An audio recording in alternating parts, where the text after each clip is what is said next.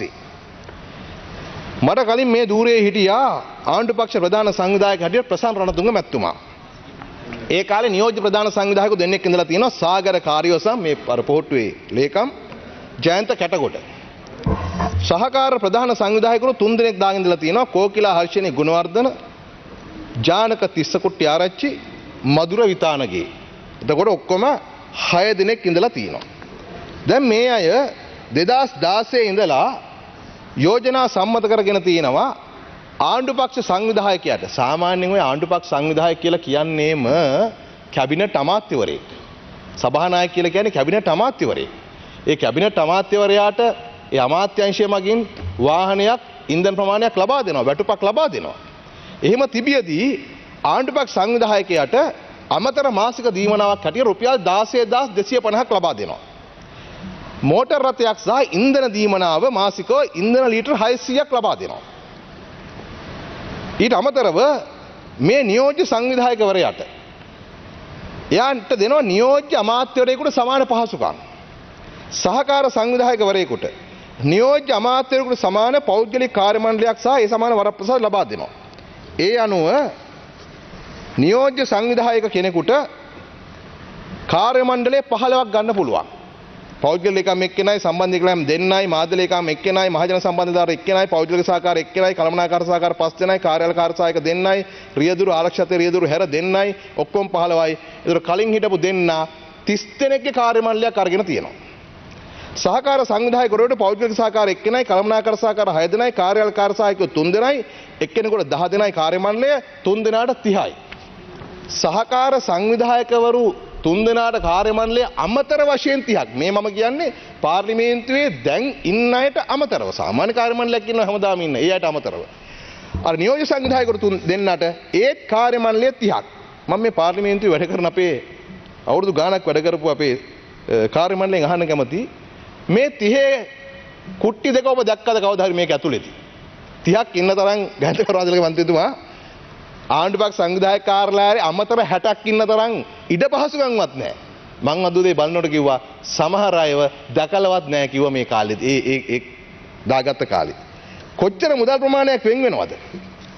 සාමාන්‍යයෙන් ගත්තොත් එහෙම මේ ආණ්ඩු පක්ෂ සංවිධායක වෙනුවෙන් මාසෙකට වෙන් වෙනවා ඒ සමස්ත කාර්ය මණ්ඩලයත් එක්ක මාසෙකට රුපියල් 6,97,423ක්. නියෝජ්‍ය සංවිධායකවරු එක්කෙනෙක් වෙනුවෙන් වෙන් වෙනවා මාසෙකට 12,35,912ක්. ඒ අනුව මෙතන ඔක්කොම එකතු වුණාට පස්සේ නියෝජ්‍ය සංවිධායකවරු විතරක් රුපියල් ඒගොල්ල කාර්ය මණ්ඩලයේ සියල්ලම ගත්තට පස්සේ 45,05,793ක් වෙන් වෙලා තියෙනවා. මේව අරගෙන තියෙනවා මාසෙකට. සහකාර සංවිධායකවරු 3 දෙනාටම රුපියල් 22,34,038ක්. ඒ කියන්නේ මේ සංවිධායකවරු 6 දෙනාට ගත්තට පස්සේදී මේ ආණ්ඩු පක්ෂ සංවිධායකවරු 6 දෙනාට කාර්ය මණ්ඩලයත් එක්ක මාසෙකට ගිහිලා තියෙනවා 74,37,255ක්. දල වශයෙන් රුපියල් 175ක්. 175ක්. ගායන්තමතුමාලා ඉන්න කාලේ මුල් කාලේ මෙහෙම්ම වර්ගෙන් නැහැ. වාහන අරගෙන තියෙනවා. දැන් මේ වාහන මදිවල කුලියටත් අරගෙන තියෙනවා. 2024 වර්ෂයේ එක් නියෝජ්‍ය සංවිධායකවරයෙක් සඳහා කුලී පදනම මත ලබාගත් වාහන වලට ගෙවීම මාසක රුපියල් 2,55,000 ගානේ 2023 දෙසැම්බර් සිට 2024 සැප්තැම්බර් දක්වා රුපියල් 24,90,500යි. වාහන කුලියටත් අරගෙන. හරිද? එතකොට මේ පේනවනේ දැන් මේ නියෝජ්‍ය සංවිධායකයන් සහකාර සංවිධායකයන් දීලා තියෙන්නේ මොකටද කියලා? මේ දීලා තියෙන්නේ මේ රටේ ජනතාවගේ බදු මුදල් තමන්ගේ පක්ෂයේ අයට සමහර කෙනෙකුට කැබිනට් ඇමතිකමක් දෙන්න බැරි වෙන්න පුළුවන්. නියෝජ්‍ය ඇමතිකමක් දෙන්න, රාජ්‍ය ඇමතිකමක් දෙන්න බැරි වෙන්න පුළුවන්. ඒ කාලේ ඒ වෙනුවට පාර්ලිමේන්තුවෙන් අත්අධිචාරලා වියදම් කරලා තියෙනවා ආණ්ඩු පක්ෂ කාර්යාලය හරහා විවිධ තනතුරු ලබා දීලා. ඉතින් මෙහෙම ගත්තාම මේ ගෝඨාභය රාජපක්ෂ රනිල් වික්‍රමසිංහ ජනාධිපතිවරු දෙන්නයි කාලේ මේ ගණන් හැදීම අනුව ගත්තොත් එහෙම හිටව මාස 49ට දල වශයෙන් රුපියල් 3,773ක් වේදම් කරලා තියෙනවා. 3,773ක් වේදම් කරලා තියෙනවා ආණ්ඩු පක්ෂ සංවිධායක කාර්යාලය වෙනුවෙන් විතරක්. කරු සභාපතිතුමනි, මම කියන්න කැමතියි පහුගිය ජනවාරි මාසයේ ආණ්ඩු පක්ෂ සංවිධායක කාර්යාලයේ අපේ වියදම රුපියල් 1,87,500යි. 1,80,000යි. මේක ලක්ෂ 5කට වෙනවා කියන්නකෝ. ඒත් හරිද? ලක්ෂ 5කට වැඩි වුණත් මේ කීයද? මේ කාර්ය මණ්ඩල එකතු විතරක් ලක්ෂ 75ක් ඒගොල්ලන්ගේ. ඉතින් පේනවනේ මොකද්ද මේ රටේ බදු මුදල් වල කරලා තියෙන වැඩේ කියලා. මෙහෙම තමයි කටයුතු කරලා තියෙන්නේ. මේ කියන්නේ ආණ්ඩු පක්ෂ සංවිධායක කාර්යාලයේ පමණයි. දැන් අපි යමු ජනාධිපතිතුමාගේ ජනාධිපති ලේකම් කාර්යාලය ඇතුළු වැඩ කීපයකට පහුගිය කාලේ මේ රටේ ජනතාවගේ යම්කිසි ආකාරයක උද්ඝෝෂණයක් නැත්නම් ජනතාව යම්කිසි ප්‍රශ්නයක් දිහා වැඩිපුර කතා කරන ගත්තට පස්සේ විශේෂයෙන් රනිල් වික්‍රමසිංහ ජනාධිපතිවරයා එහෙම අගමැති කාලෙත් එහෙමයි මෛත්‍රීපාල සිරිසේන ජනාධිපතිවරයාවත් සම්බන්ධ කරගෙන ඒ වැඩේ කරේ තමයි මොකක් හරි දානවා ජනාධිපති විමර්ශන කොමිසමක්. අන්න ඒක තමයි ඒ කාලේ දැන් පොඩි නේද විහිළුවක් වෙලා තිබුණා කොමිසම් දානවා. ජනාධිපති විමර්ශන කොමිසම් දානවා. අන්තිමට කොමිසම දානවා විතරයි. ඒක තමයි නිවුස් එක. කොමිසම් වලට වෙච්ච දෙයක් නෑ. ඔය 2016 ඉඳලා ජනාධිපති විමර්ශන කොමිසම් දාලා තිනවා ගරු සභාපතිතුමනි 14ක් දාලා තියෙනවා. නම් කියන්න ගියොත් එකක් දෙකක් කියන්නම්. බරපතල වංචා දූෂණ රාජ්‍ය සම්පත් වරප්‍රසාද බලය සහ අධිකාරිය අනිශ්චිත භාවිතා කිරීම ගැන විමර්ශනය කරන ජනාධිපති විමර්ශන කොමිසම. රාජ්‍ය දේපල අවභාවිතාව ගැන ජනාධිපති විමර්ශන කොමිසමක් දානවා. ඒකට වියදම් වෙලා තිබෙනවා රුපියල් 624ක්. ලක්ෂ 664ක් සමන 662.34ක්. ලක්ෂ 662.34ක් රාජ්‍ය දේපල අවභාවිතාව ගැන ජනාධිපති විමර්ශන කොමිසමක් දාලා වියදම් කළා තිනවා. අන්තිමට ඒකත් ඉවරයි. ඒකට වෙච්ච දෙයක්වත් නැහැ. හරිද? ඒකත් අවභාවිතාව වෙලා තියෙන්නේ. ඒකට කොමිසමක් ඔව් හිටියනම් දානවා. හොඳ වෙලාවට ගෙදර ගියා විදෙන්නව. ඊළඟට අතුරුදහන් වූවන් පිළිබඳ පැමිණිලි විමර්ශනය කිරීමේ ජනාධිපති කොමිසම. ඒකට වියදම් කරලා තියෙනවා ලක්ෂ 144.56ක්. ඒකත් අතුරුදහන්. වාර්තා මුකුත් නැහැ. මේ ආදී හැටියට මම කීපයක් කියන්නම්. හරිද? මේ දිනේ පාස්කු විමර්ශන වාර්තාව ලක්ෂ 1063යි. රුපියල් ලක්ෂ 1063යි. දූෂණ විරෝධී කාර්යාලයේ කටයුතු පරීක්ෂා කිරීම ලක්ෂ 350යි. 2015 16 17 18 19 දේශපාලන පරිගණී වාර්තා සඳහා රුපියල් ලක්ෂ 842යි. රේගොටෙල් වූ චෝදනා පරීක්ෂා කරන ජනාධිපති කොමිසම රුපියල් ලක්ෂ 318යි. සමස්තයක් ලෙස ජනාධිපති කොමිෂන් සභා 14 වෙනුවෙන් වියදම් කරලා තියෙනවා රුපියල් ලක්ෂ 5301ක්.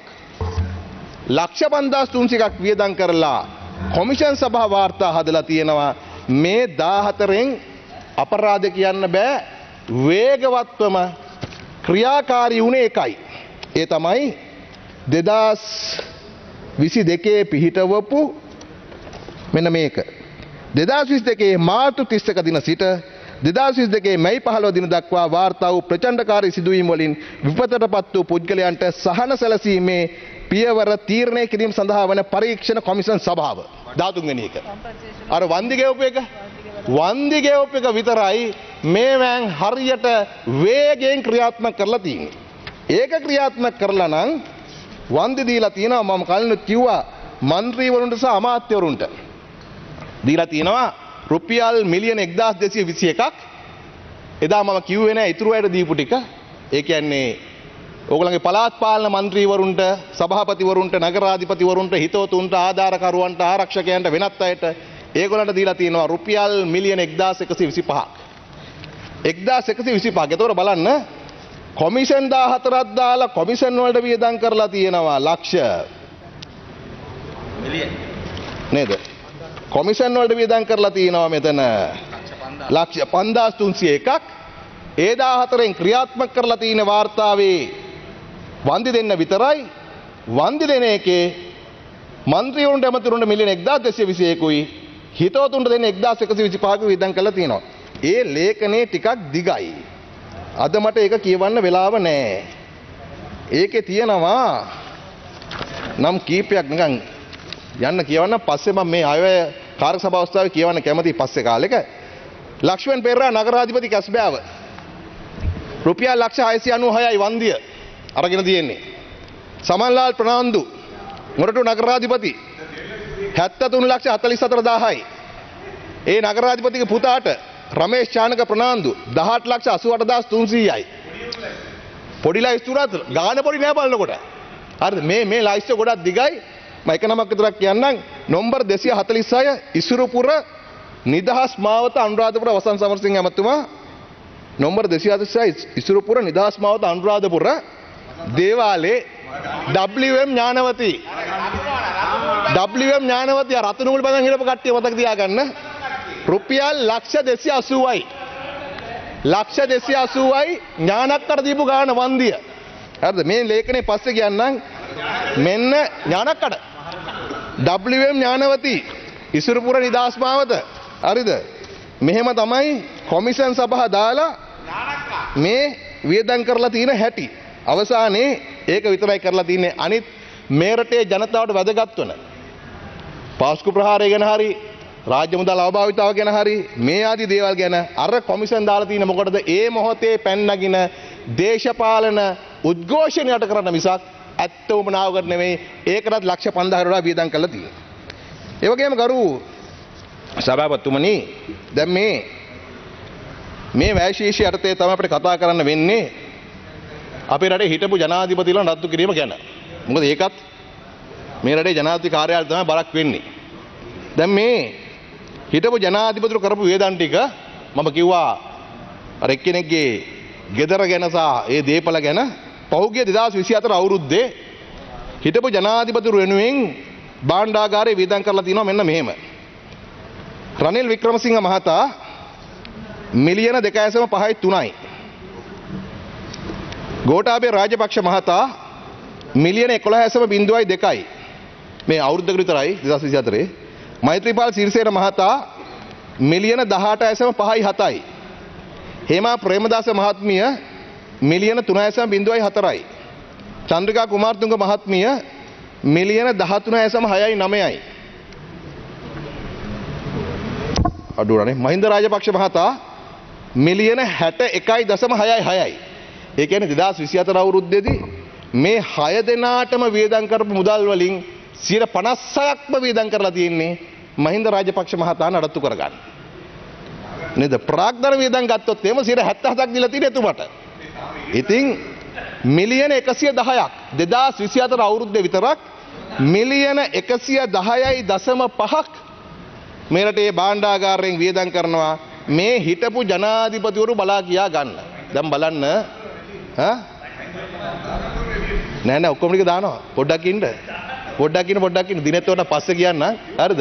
එදාට නිකන් එදාට පුළුවන් නේද රුපියල් 100 ගන්න එකතු කරලා දෙනවයි කියලා කිව්වා. නේද? සමහර කිව්වේ අපි බලා ගන්නම් කිව්වා. අපි ඒගොල්ලෝ ගෙදරට එන්න කිව්වා. හැබැයි යන්න බැරුණා. කට්ටිය කියන්නේ ගෙනා ගන්න එපා කියලා. හරිද? ඒ ඔක්කොම කරලා දෙන්න තව 3 දෙනා ඉන්නේ. මේ 3 දෙනා ඉන්නේ. ඕගොල්ලන්ගේ යාළුවෝනේ කියන්න ලියුම එන්න කලින් කරුණා කරලා යන්න කියලා කියන්න. හරිද? ඊළඟට හරිද? ඕගොල්ලන්ගේ යාළුවෝ මේ ළඟදී කතා කරනවානේ. අයියෝ. ඊළඟට තව ඉන්න. ඊළඟට අපි කොහොමද අපේ ජනාධිපතිවරයාගේ වියදම් අඩු කරලා පෙන්නන්නේ? අමාරුයි. හරි. හේමා ප්‍රේමදාසට මේ හේමා ප්‍රේමදාස ලක්ෂ 30යි. සුජීව හේමා ප්‍රේමදාසට තාම ලක්ෂ 30ක් වියදම් කරනවා. බැරිද බලා ගන්න? බලා ගන්න පොඩ්ඩක්. අවුනේ ඕගොල්ලෝ එකතු කරලා කීයක් හරි දෙන්නකෝ. ජගත්දාන මන්ත්‍රී සමරේ ගෝණ හරි.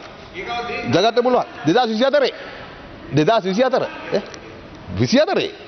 ඔව් සපෝට් කරලා එකතු කරලා දෙන්න. ලක්ෂ 30යිනේ. ඔව් හරි.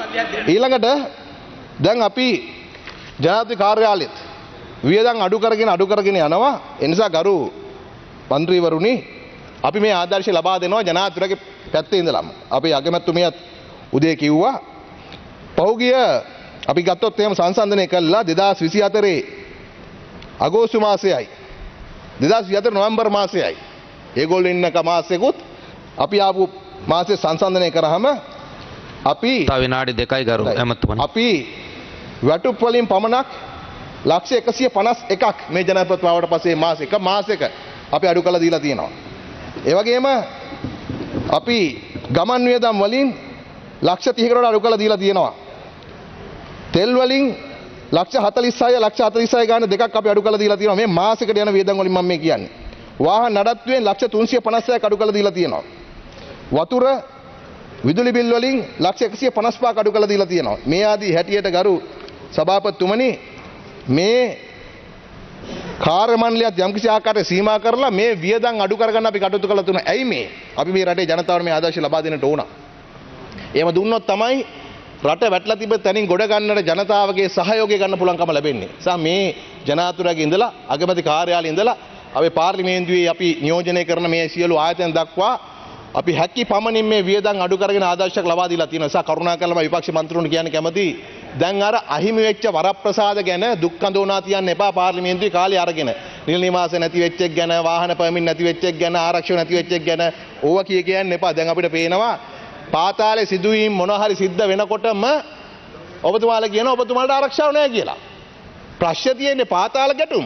හැබැයි ඔබතුමාලා තමයි ආරක්ෂාව ඉස්සෙල්ලාම මෙතන කෑ ගහලා ඉල්ලන්නේ. නිසා අපි බලමු කාටද ආරක්ෂා තර්ජනය තියෙන්නේ කියලා. තර්ජනය තියෙන ප්‍රමාණයට ආරක්ෂාව ලබා දෙන්න. ඒ නිසා ඒවට කලබල වෙන්න එපා. මේ Tamanට අර දේවල් අහිමි වෙනකොට දැන් පේනවනේ මේ රටේ ජනතාව අමාරුවෙන් බදු ටික එකතු කරලා භාණ්ඩාගාර දුන්නට පස්සේ ඒවා Tamanට ඕන හැටියට වියදම් කරගෙන ගිහිලා තියෙනවා.